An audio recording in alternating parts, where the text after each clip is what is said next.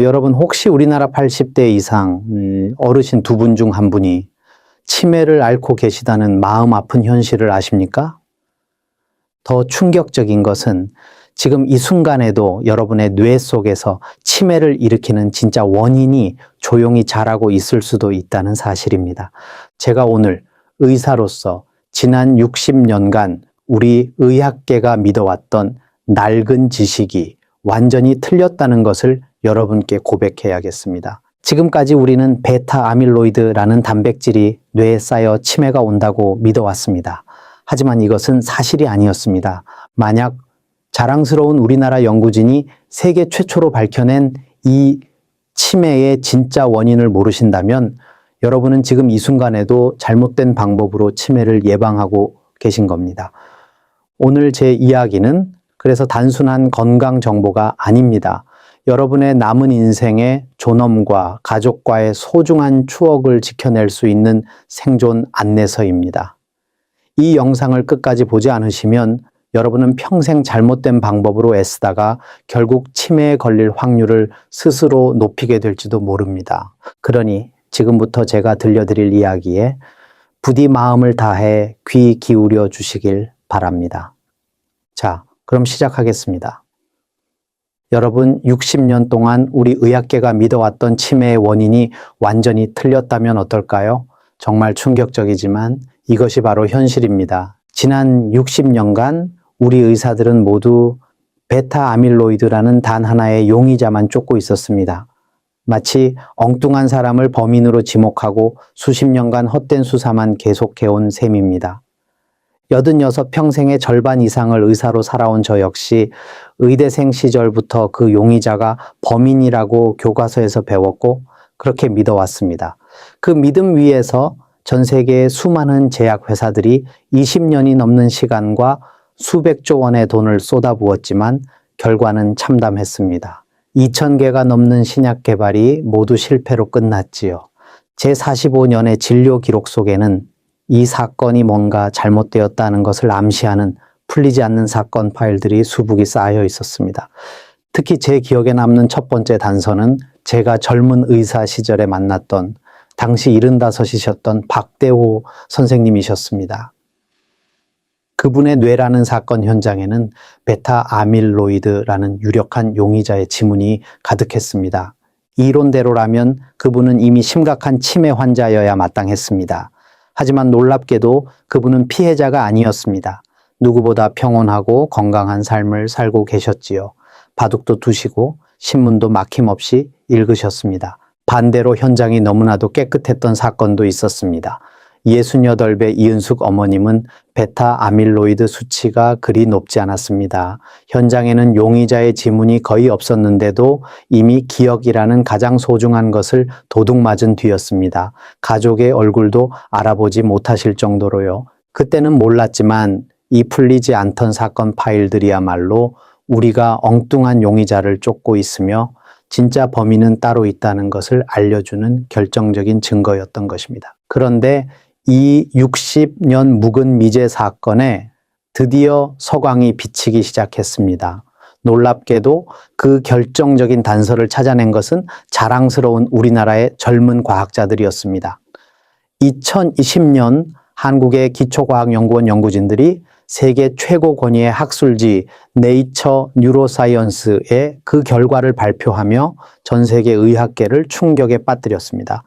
연구진들은 앞서 제가 말씀드린 그 풀리지 않던 사건 파일들, 즉 베타 아밀로이드가 가득한데도 총명한 분들과 베타 아밀로이드는 없는데도 치매를 앓는 분들의 뇌를 다시 분석한 끝에 마침내 진짜 범인의 몽타주를 그려내는데 성공한 것입니다.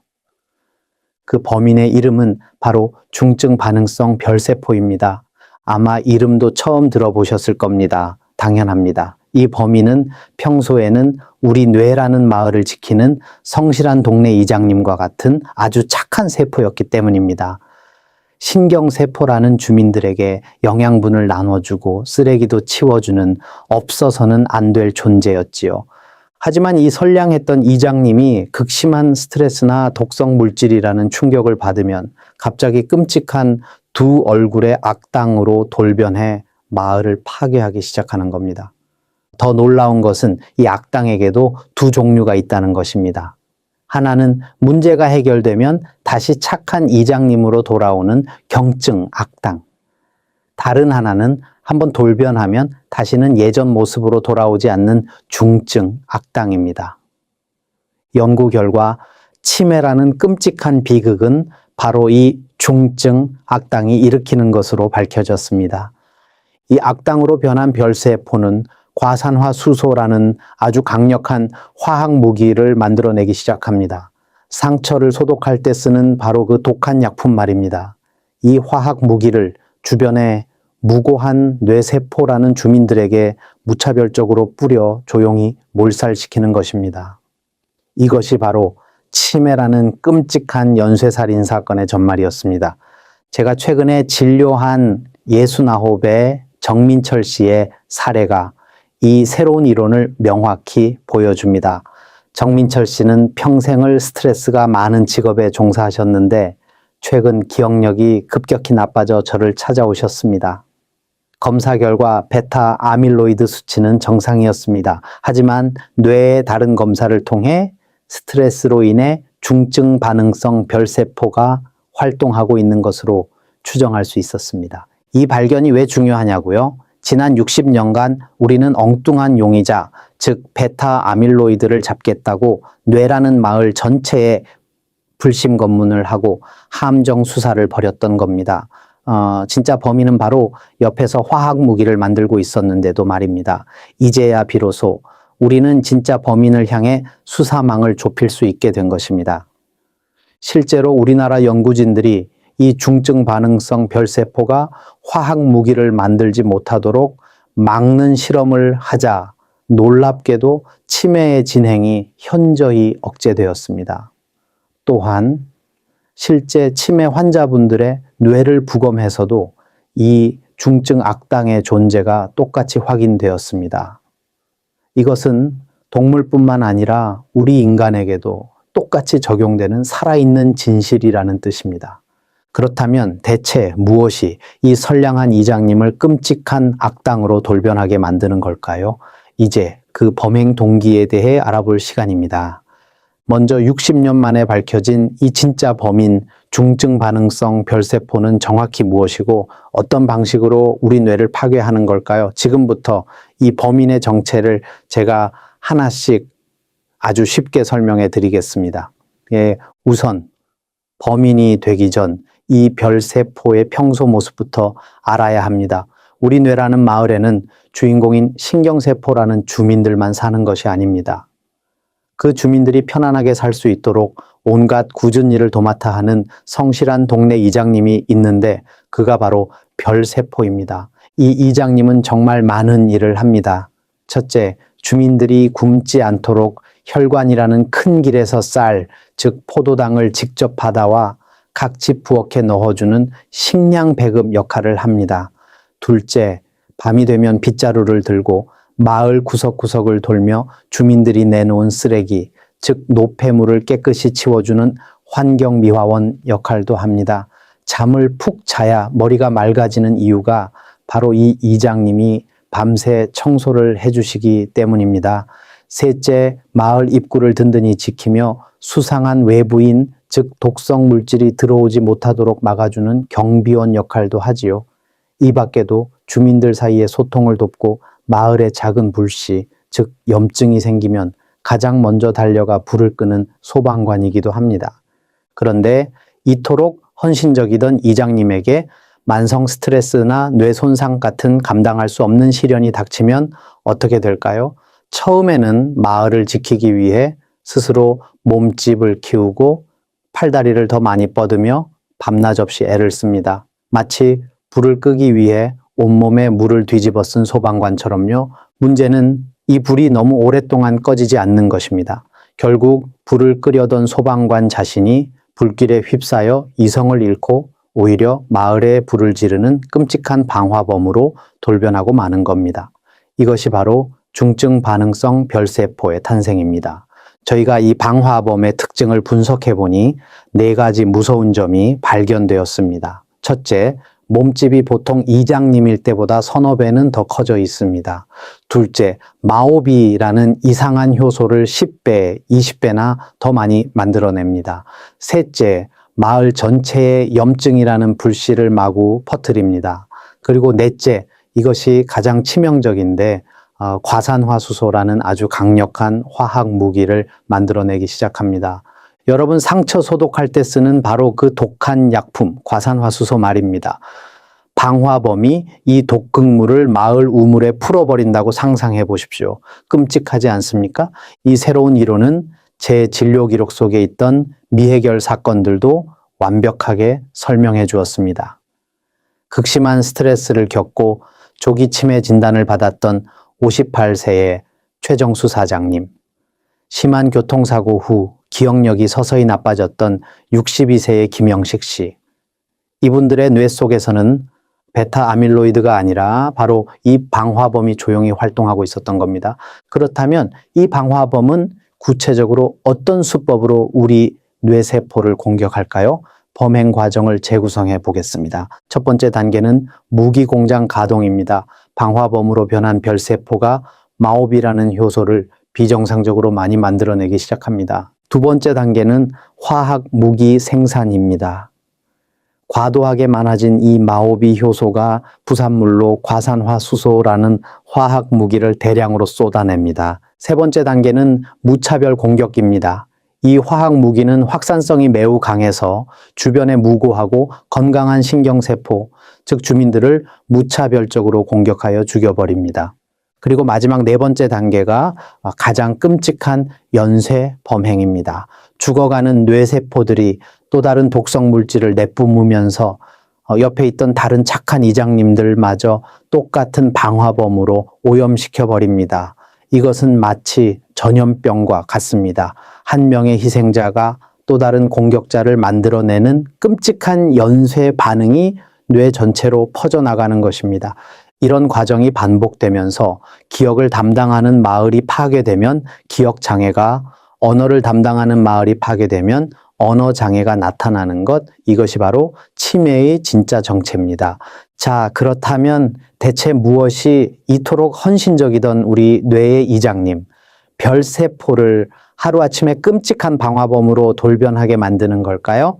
제가 그 5가지 결정적인 범행 동기를 하나씩 짚어드리겠습니다.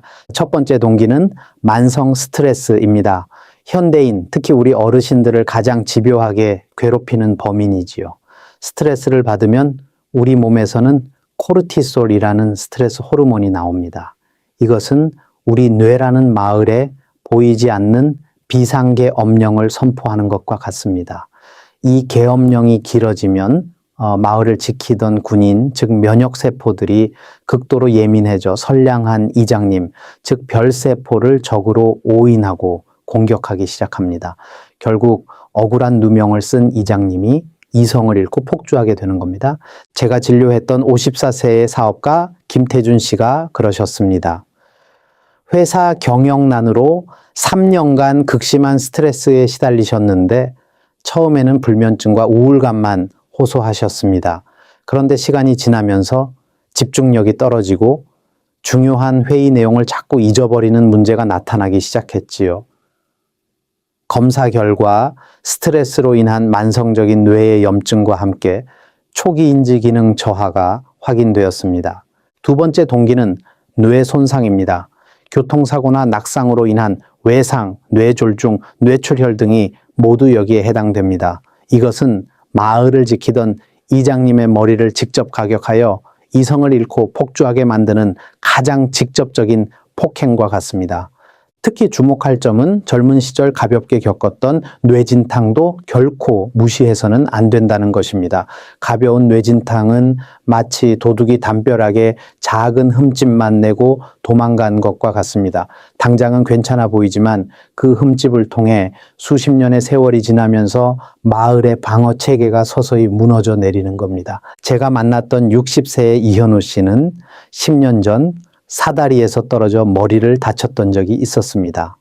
당시에는 가벼운 뇌진탕 정도로 진단받고 넘기셨는데 최근 들어 기억력이 급격히 나빠져서 검사를 받아보니 초기 치매 단계로 판정되었습니다. 과거에 그 작은 뇌 손상이 오랜 시간에 걸쳐 뇌 속에 이장님을 서서히 악당으로 만들어낸 것으로 추정됩니다. 세 번째 동기는 바이러스 감염입니다. 코로나와 같은 바이러스는 마을에 몰래 침투하여 이장님의 집에 불을 지르고 그를 극도의 혼란에 빠뜨리는 간첩과도 같습니다. 최근 코로나 후유증으로 브레인 포그, 즉 머릿속에 안개가 낀 것 같다는 증상을 호소하는 분들이 늘어나는 것도 바로 이와 관련이 있습니다. 바이러스가 직접 뇌를 공격하지 않더라도 우리 몸의 면역 군대가 이 간첩을 잡겠다고 마을 안에 수류탄을 마구 던지는 경우가 있습니다. 바로 사이토카인 폭풍이라는 현상이지요. 적도 죽지만 선량한 마을 주민들과 이장님도 그 파편에 맞아 큰 상처를 입게 되는 겁니다. 네 번째 동기는 독성 물질 노출입니다. 미세먼지, 중금속, 농약, 플라스틱 첨가제 등은 이장님이 매일 마시는 우물물에 자신도 모르는 사이에 조금씩 독을 타는 것과 같은 행위입니다. 특히 미세먼지는 눈에 보이지도 않는 유령 암살자와 같습니다. 우리 몸의 모든 방어선을 뚫고 뇌라는 가장 신성한 장소까지 침투하여 이장님을 서서히 중독시키는 겁니다. 또한 우리가 무심코 사용하는 알루미늄 냄비나 호일을 통해서도 중금속이 우리 뇌에 축적되어 별세포를 손상시킬 수 있습니다. 그리고 마지막 다섯 번째 동기는 산화 스트레스입니다. 이것은 앞선 모든 범죄가 일어나기 가장 좋은 환경을 만드는 것입니다. 산화 스트레스란 우리 몸에 활성산소라는 쓰레기가 너무 많이 쌓여 몸이 녹쓰는 현상을 말합니다. 이 녹이 세우는 것을 부추기는 것들이 바로 흡연, 과음, 가공식품, 수면 부족, 그리고 운동 부족입니다. 이것들은 마을 전체에 기름을 뿌려 작은 불씨 하나에도 큰 불이 나게 만드는 가장 위험한 행위입니다. 특히 잠이 부족하면 밤새 마을 청소를 해야 할 환경미화원, 즉 별세포가 지쳐 쓰러질 수밖에 없겠지요. 나이가 들수록 우리 몸의 녹을 제거하는 능력은 떨어지고 녹은 더 쉽게 슬게 됩니다. 또한 유전적으로 이런 위험에 더 취약한 분들도 있습니다. 자, 이렇게 선량한 이장님을 악당으로 만드는 5가지 범행 동기를 모두 알아보았습니다. 그렇다면 우리는 이 교활한 범인으로부터 우리 뇌라는 소중한 마을을 어떻게 지켜낼 수 있을까요? 지금부터 그 가장 중요한 예방법에 대해 말씀드리겠습니다. 자, 이제 이 교활한 범인으로부터 우리 뇌라는 소중한 마을을 지켜낼 시간입니다. 지금부터 제가 알려드리는 것은 단순한 건강 정보가 아니라 우리 마을을 지키는 10가지 핵심 방어 전략입니다. 이 전략들은 모두 과학적 근거가 있는 검증된 작전 계획이니 꼭 귀 기울여 주십시오. 첫 번째 전략은 스트레스 관리입니다. 이것은 마을을 공격하는 방화범, 즉 중증 반응성 별세포의 가장 큰 동기인 스트레스를 원천 차단하는 가장 근본적인 방어 전략입니다. 하루 10분 정도의 명상이나 깊은 호흡만으로도 스트레스 호르몬 수치를 크게 낮출 수 있습니다. 하루 7시간 이상의 충분한 수면은 스트레스 관리의 핵심이자 밤새 우리 뇌 마을을 청소하는 가장 중요한 시간입니다. 두 번째 전략은 규칙적인 운동입니다. 운동은 마을의 순찰대를 강화하는 것과 같습니다. 혈액 순환을 원활하게 하여 마을 곳곳을 건강하게 만들고 문제 발생 시 빠르게 대처할 수 있는 힘을 길러줍니다. 땀이 살짝 날 정도의 걷기나 수영 같은 유산소 운동을 일주일에 3번 이상, 그리고 집에서 의자를 잡고 앉았다 일어서기 같은 근력 운동을 일주일에 2번 정도 해주시면 우리 뇌 마을의 순찰대는 최상의 상태를 유지할 것입니다. 세 번째 전략은 항산화 식품 섭취입니다. 이것은 방화범이 사용하는 과산화 수소라는 화학 무기를 무력화시키는 특수 해독제를 섭취하는 것입니다. 블루베리, 호두나 아몬드 같은 견과류, 녹차, 강황이 바로 그 해독제입니다. 매일 식단에 이 음식들을 조금씩이라도 포함시켜 우리 뇌 마을에 해독제를 꾸준히 보급해 주십시오. 네 번째 전략은 오메가3 지방산 섭취입니다. 오메가3는 마을 곳곳에 난 작은 불씨, 즉 염증들을 초기에 진압하는 최고의 소방수입니다. 고등어, 연어, 정어리 같은 등푸른 생선을 일주일에 2번 이상 섭취하시거나 매일 들기름을 한 숟가락씩 드시는 것만으로도 우리 뇌의 소방 시스템을 최상으로 유지할 수 있습니다. 5번째 전략은 금연과 금주입니다. 담배와 술은 마을에 스스로 기름을 뿌리고 방화범을 집 안으로 초대하는 것과 같은 가장 어리석은 행위입니다. 100번 강조해도 지나치지 않습니다. 내 뇌 마을을 사랑하신다면 이 2가지는 반드시 멀리 하셔야 합니다. 6번째 전략은 독성 물질 노출 최소화입니다. 이것은 마을의 우물, 즉 우리 몸에 독이 타지는 것을 막기 위해 외부 오염원을 철저히 차단하는 것입니다. 미세먼지가 심한 날에는 마스크를 꼭 쓰시고 뜨거운 음식을 플라스틱 용기에 담거나 코팅이 벗겨진 냄비를 사용하는 습관은 오늘부터 바로 버리시는 것이 좋습니다. 7번째 전략은 두뇌 활동 증진입니다. 뇌를 계속 사용하는 것은 마을 주민, 즉 신경세포들이 스스로 똑똑해져서 방화범의 유혹이나 공격에 쉽게 넘어가지 않도록 정신훈련을 시키는 것과 같습니다. 책을 읽고 신문을 보며 글자를 따라 쓰고 새로운 악기를 배우거나 손주들과 화투나 바둑을 두는 것 모두 뇌마을을 지키는 훌륭한 훈련입니다. 8번째 전략은 사회적 관계 유지입니다. 혼자 고립되는 것은 마을의 모든 문을 닫아 걸어 방화범이 활동하기 가장 좋은 환경을 만들어주는 것입니다. 이웃과 함께 떠들고 웃는 것이야말로 범인이 가장 싫어하는 마을 잔치를 여는 것입니다. 친구들과의 전화통화, 경로당에서의 작은 모임, 종교활동 모두 우리 뇌를 지키는 강력한 힘이 됩니다. 9번째 전략은 정기적인 건강 검진입니다.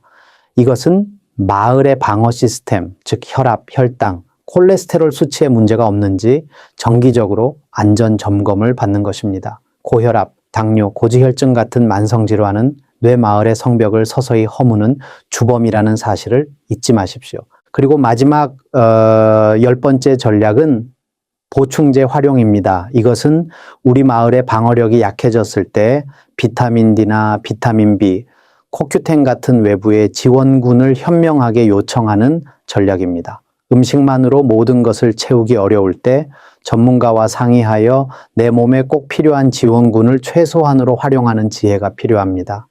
이 10가지를 모두 지키는 것은 어려울 수 있습니다. 하지만 괜찮습니다.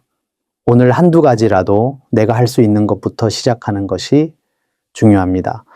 여러분, 오늘 정말 중요한 내용을 함께 알아봤습니다. 60년간 의학계를 지배했던 베타 아밀로이드라는 낡은 가설이 틀렸고 진짜 치매의 범인은 중증 반응성 별세포라는 충격적인 진실을 배우셨습니다. 이 발견이 왜 그렇게 중요한지 제가 마지막으로 다시 한번 정리해 드리겠습니다. 첫째, 이제 우리는 진짜 범인을 알게 되었습니다. 둘째, 범인을 알았기에 효과적인 예방법도 찾을 수 있게 되었습니다. 셋째, 앞으로 개발될 치료제들도 드디어 올바른 표적을 향해 나아갈 수 있게 되었습니다. 특히 가장 중요한 것은 이 중증 반응성 별세포는 우리가 일상 속에서 충분히 예방 가능하다는 점입니다. 오늘 말씀드린 10가지 방어 전략을 다시 한번 요약해 드리겠습니다. 스트레스 관리, 규칙적인 운동, 충분한 수면, 항산화 식품 섭취, 금연과 절주, 독성 물질 노출 최소화, 지속적인 두뇌 활동, 사회적 관계 유지, 정기적인 건강 검진, 그리고 필요시 보충제 활용입니다. 이 모든 것을 한 번에 지키기 벅차시다면 괜찮습니다. 가장 중요한 기둥 3가지만 먼저 기억하십시오. 바로 스트레스 관리, 규칙적인 운동, 그리고 충분한 수면입니다.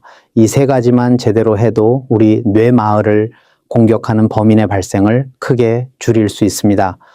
제가 86해를 살아오며 깨달은 것이 있습니다. 위대한 것은 하루아침에 이루어지지 않는다는 것입니다. 우리의 건강도 마찬가지입니다. 매일 조금씩 실천하는 작은 습관들이 쌓여서 10년, 20년 뒤에 내 모습을 결정합니다. 여러분, 이제 치매는 운명이 아닙니다. 원인을 알았고 예방법도 있습니다. 여러분이 지금부터 실천한다면 충분히 예방할 수 있는 질병입니다. 기억하십시오. 100세 시대, 젊음은 숫자가 아니라 건강입니다. 오늘 내 몸을 돌보는 이 현명한 선택의 순간, 당신의 청춘은 눈부시게 다시 시작됩니다. 한 가지 의사로서 간곡히 당부드리고 싶은 말씀이 있습니다. 오늘 배운 이 귀한 내용들을 혼자만 알고 계시지 마십시오. 주변의 가족과 친구들에게도 꼭 전해 주십시오. 자랑스러운 우리나라 연구진들이 세계 최초로 밝혀낸 이 놀라운 발견을 여러분의 삶에 적용하고 널리 알려주시길 바랍니다. 마지막으로 구독과 좋아요는 저희 다시 청춘 제작진에게는 밤샘의 피로를 잊게 하는 꿀물과 같고 저에게는 여러분의 건강을 향한 제 다짐을 더욱 굳건하게 만드는 약속과도 같습니다.